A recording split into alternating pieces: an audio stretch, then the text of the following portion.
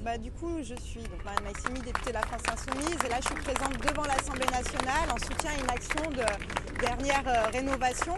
Vous le savez, on est en plein débat budgétaire, la deuxième partie sur les dépenses, et dans les derniers débats sur la question écologique, nous avons réussi à faire voter des amendements sur la rénovation thermique des logements, amendements contre l'avis du gouvernement. C'est le cas d'ailleurs depuis le début du débat budgétaire sur cette deuxième partie où régulièrement la majorité relative est mise en minorité dans l'hémicycle.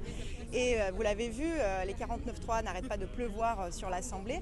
Et donc en fait, les activistes de cette association, de ce collectif, sont là pour dire au gouvernement gardez ces amendements qui sont à hauteur de 12 milliards qui permettent d'accélérer, de faire vraiment de la rénovation thermique des logements parce que là on est aujourd'hui très loin du compte vu l'argent qui est dédié à la rénovation.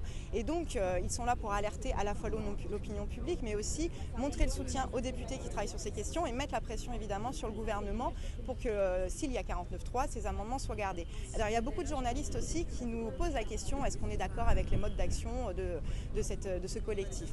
Moi j'ai pas envie de me prononcer là-dessus et de retourner la question aussi est-ce qu'on est d'accord avec l'autoritarisme aujourd'hui de Macron qui passe et piétine les décisions de l'Assemblée nationale. Nous avons des députés élus, représentants au niveau de la nation qui sont là pour voter des lois, qui votent en pleine conscience des lois et aujourd'hui on le voit que les méthodes d'Emmanuel Macron sont là très dangereuses parce qu'il piétine la démocratie et moi j'ai envie de vous adresser cette question. Êtes-vous d'accord avec les méthodes employées par Macron et son gouvernement? En tout cas nous on va se bagarrer pour continuer ces débats et encore gagner des amendements qui sont utiles à la fois à la transition écologique mais à la question sociale et il y a plein d'autres évidemment thèmes et on va continuer à se bagarrer que ce soit dans un 49.3 ou après. Voilà, on est là, on les soutient et on va voir comment ça continue.